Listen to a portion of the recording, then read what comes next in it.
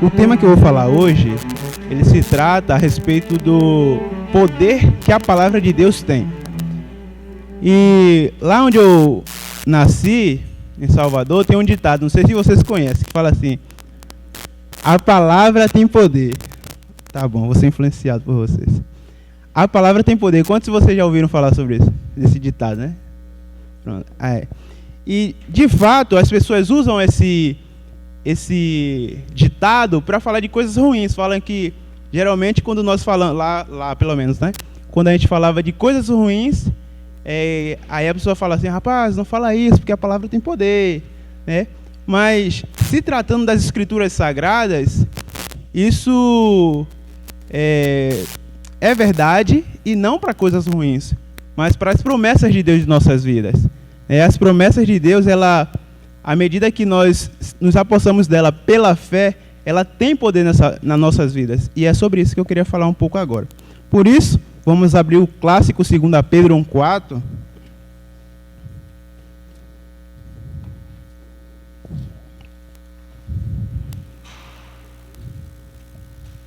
Isso, 2 Pedro 1,4.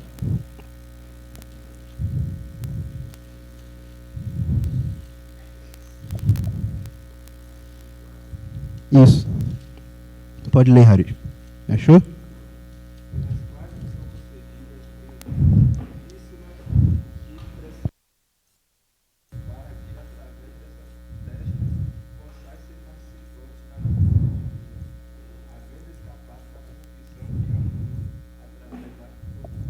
Isso. Então, 2 Pedro 1,4 nos diz que as promessas nos tornam co-participantes da natureza divina. E nos faz escapar.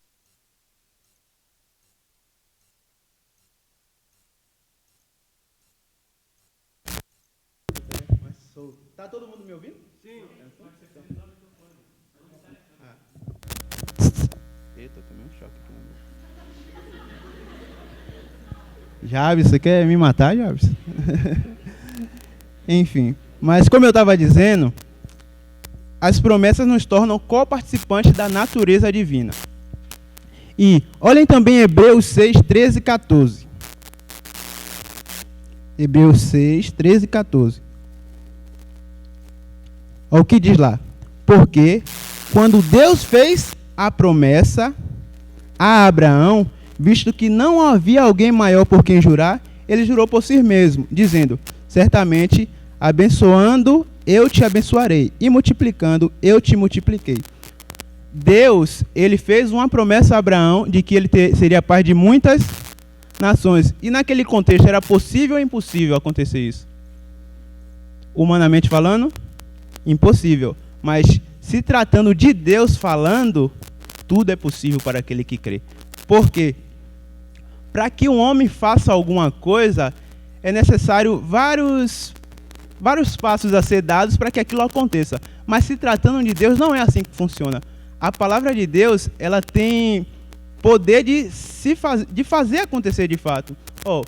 A gente está construindo ali o fundão da gráfica, né? E primeiro vem a fundação, depois vai ter que jogar a terra, e vai ser por etapas. Não vai acontecer de nada. Mas se tratando de Deus, Deus falaria, e o que aconteceria? Aconteceria, ia ficar pronto. Não é assim que ele faz quando ele cria a terra e disse: Deus, haja luz. O que acontece? Bum, houve luz, né? E é isso, a gente vai ver que se dá da mesma forma em nossas vidas. O que Deus fala, acontece. Olha em João 8,11. Vamos pegar esse exemplo. Se tratando da mulher adúltera.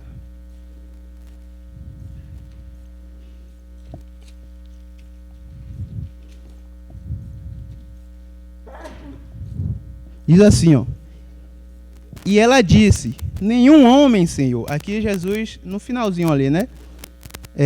8,11 de João. Diz assim: e ela disse: nenhum homem, Senhor. E disse-lhe Jesus: nem eu te condeno. Vai-te e não peques mais. Olha o que o Desejar de Todas as Nações fala a respeito dessa mulher. Na página 325, aqui é o do aplicativo. Diz assim, isso foi para ela o início de uma nova vida. Vida de pureza e paz, devotada ao serviço de Deus.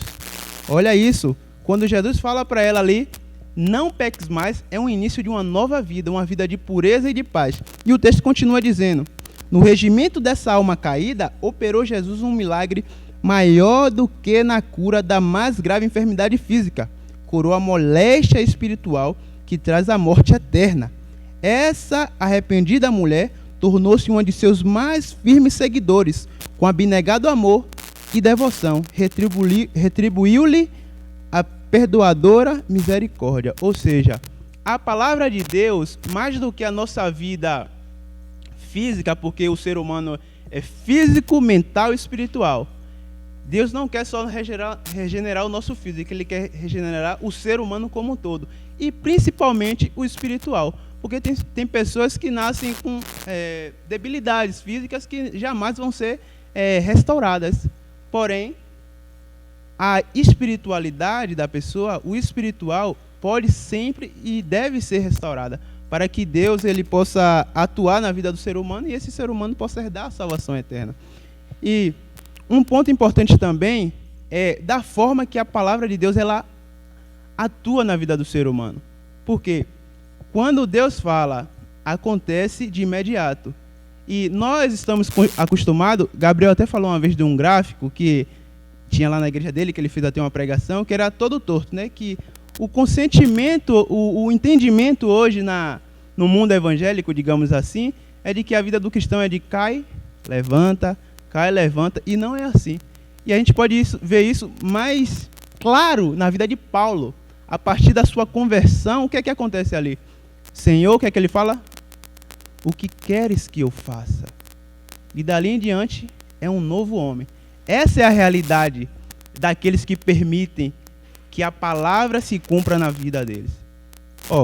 O desejado também, na página 472, diz assim, toda a verdadeira obediência vem do coração.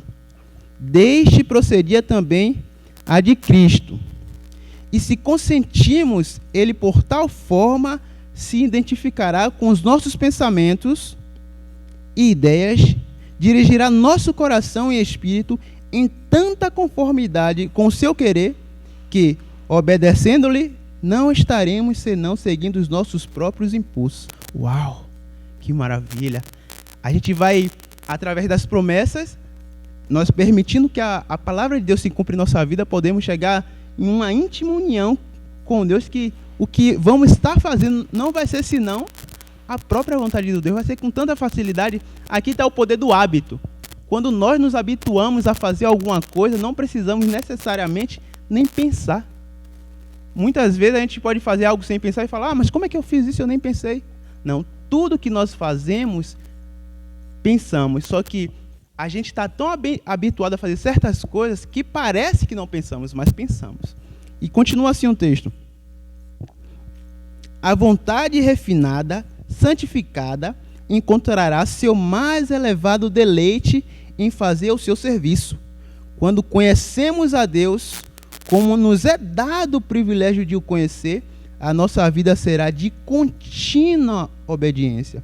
Mediante o apreço do caráter de Cristo, por meio da comunhão com Deus, o pecado se nos tornará aborrecível. Aqui tem um ponto interessante. Paulo, depois que ele teve aquele encontro com Cristo, a mulher adúltera, depois que teve o encontro com Cristo, e tantos outros, conheceu a Cristo de verdade. E a partir desse momento que eles conhecem a Cristo de verdade, eles têm uma nova vida. E não é uma vida de cai e levanta, cai e levanta. É uma vida de contínua, como o texto diz, obediência. Claro que a gente vai aprendendo a cada dia, crescendo mais em conhecimento, mas à medida que nós vamos crescendo em conhecimento, avançamos obedecendo à medida do conhecimento que passamos a entender. Olhem comigo agora, Mateus 14, 23 a 31. Esse texto é incrível. 14, Mateus 14. Isso, 14, 23 ao 31. Diz assim, E despedida a multidão, ele subiu para o monte para orar, à parte. Aqui é Jesus. E vindo à noite, ele estava ali sozinho. O barco, porém, estava já no meio do mar agitado pelas ondas, porque o vento era contrário. Mas, à quarta vigília da noite, Jesus foi até eles andando sobre o mar. E quando os discípulos o viram andando sobre o mar, eles perturbaram-se, dizendo: é um espírito, e gritaram de medo. Mas imediatamente Jesus falou com eles, dizendo: tende bom ânimo, sou eu, não temais. E Pedro respondeu e disse: Senhor, se és tu, manda-me ir ter contigo sobre as águas. E ele disse: vem. Jesus só falou uma palavra, amigo: vem, mais nada. Então, o que a palavra fala, acontece. Aqui é a palavra proferindo a palavra, porque o que é que diz João? No princípio era a palavra estava com Deus e a palavra era Deus. Aqui é a palavra proferindo a palavra. E Jesus fala: vem. E Pedro, descendo do barco, andou sobre as águas para ir até Jesus. Mas ele, vendo que o vento era forte, teve medo. E começando a submergir, clamou, dizendo: Senhor, salva-me. Imediatamente Jesus, estendendo a sua mão, segurou e disse-lhe: ó pequena fé, por que duvidaste? Quem já viu aqui um mar revolto? Já chegou na frente da praia, assim, dia de chuva principalmente. Todos têm noção de como é? Até em filme, assim. Olha que interessante. Um mar revolto é muita onda, né? Não tem equilíbrio nenhum ali, a natureza. E olha o que acontece. Pedro, ele entra na água e o mar está revolto, está uma tempestade ali. E o que acontece ali? Se vocês repararem o texto direitinho, o que era para acontecer naturalmente? Uma onda era para derrubar Pedro. Mas a palavra é tão poderosa que nenhuma onda, nenhuma gotícula de água toca nele. Ele duvida e o que é que ele acontece? Ele afunda. Mas nenhuma onda sequer toca nele. E aqui, meus amigos, nós podemos ver quão poderosa é a palavra de Deus. À medida do que Deus fala, acontece de verdade. Se nós crermos. Por um momento, Pedro creu. Mas por outro momento, ele descreu. E ele afundou. Eu gostaria de ler alguns textos do Caminho a Cristo que vai nessa mesma ideia. Olha esse primeiro texto. Em que grande valor é tido o homem, pela transgressão tornam-se filhos dos homens sujeitos a Satanás. Pela fé no sacrifício expiatório de Cristo, os filhos de Adão podem voltar a ser filhos de Deus, assumindo a natureza humana. Cristo elevou a humanidade. Os homens caídos são colocados na posição em que, mediante a conexão com Cristo, podem, na verdade, tornar-se dignos do nome de filhos de Deus. Uau! Mediante, irmãos, o sacrifício de Cristo Jesus, Satanás não tem poder sobre a vida de ninguém aqui. Se estamos aqui nesta hora é porque Jesus o seu sacrifício foi aceito por Deus. E se tratando do ponto de que estamos para viver um tempo que jamais houve nessa terra, Daniel 12:1 diz que haverá um tempo de angústia jamais visto. E nós aqui estamos em uma escola sendo preparados, né? E vamos viver nesse tempo. Não pode passar da nossa geração. E chegará um período que, como a gente já ouviu aqui nas aulas, né, que todo o poder terreno nos será tirado. Não vai ter pai, não vai ter mãe. Só vai ser nós e Deus. Só vai ser a gente e a palavra. E nesse momento, vamos ser provados se a nossa fé é genuína ou não. E eu queria ler também Isaías 55, no verso 11, 10 e 11. Essa é uma promessa para que nós venhamos nos apegar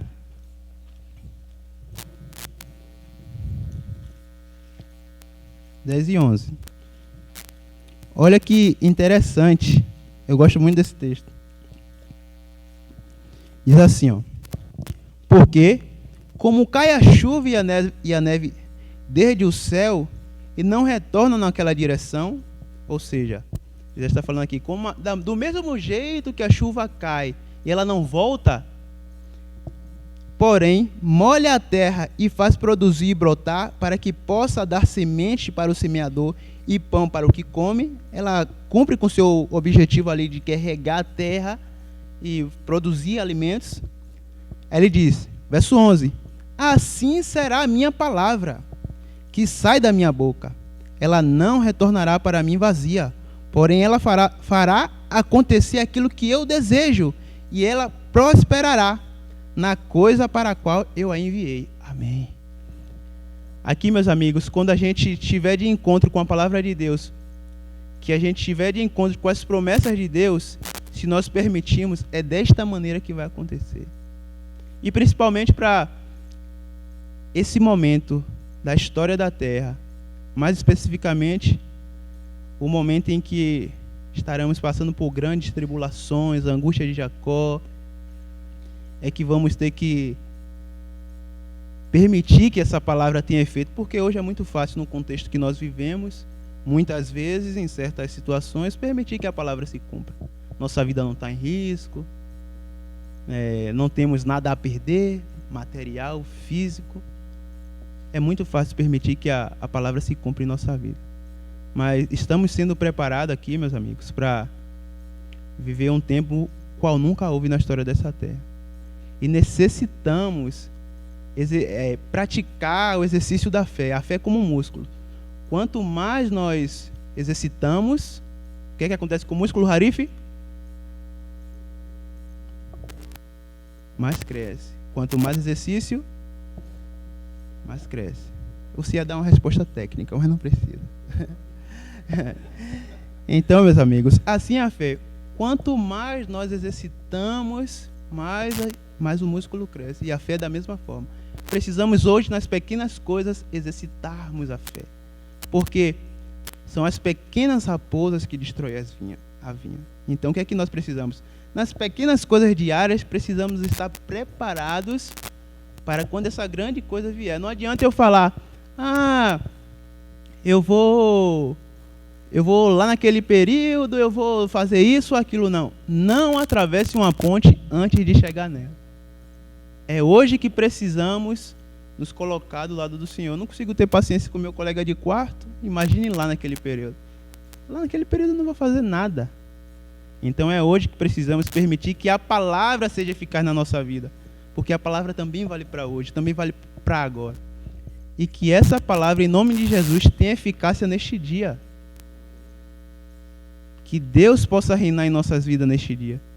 Que Jesus possa refletir em nós, em todas as ações, brincadeiras, na nossa fala, nos nossos pensamentos, sentimentos, em tudo. Se assim nos apoderarmos das promessas, nós nos tornaremos co-participantes da natureza divina. Eu queria ler só mais um texto que diz assim, de igual modo sois vós um pecador, não podeis expiar os vossos pecados do passado, nem podeis mudar vosso coração e tornar-vos santo. Mas Deus promete fazer tudo isso por vós. E o que Deus promete, Ele cumpre, porque as promessas de Deus são habilitadoras, como diz Alexandre. Ele gosta muito dessa palavra. E diz assim, mas Deus promete fazer por tudo isto por vós, mediante Cristo, a palavra. Vós crede nesta promessa, confessai os vossos pecados e entregai-vos a Deus. Vós quereis servi-lo. Tão depressa isso fazeis. Deus cumpre sua palavra para convosco. Se credes na promessa, credes que estáis perdoado e purificado. Deus supre o fato. Sois curado exatamente como Cristo conferiu ao paralítico poder para caminhar quando o homem creu que estava curado. Assim é se o credes. Não esperei até que sintais que estáis curados, mas dizei, creio, e assim é. Não porque eu sinta, mas porque Deus o prometeu. E Deus promete em Colossenses 2,10 que em Cristo todos nós seremos completos. Completos. E que assim possa ser, que nós possamos permitir que as promessas de Deus possam se cumprir em nossas vidas. Amém? Vamos orar então?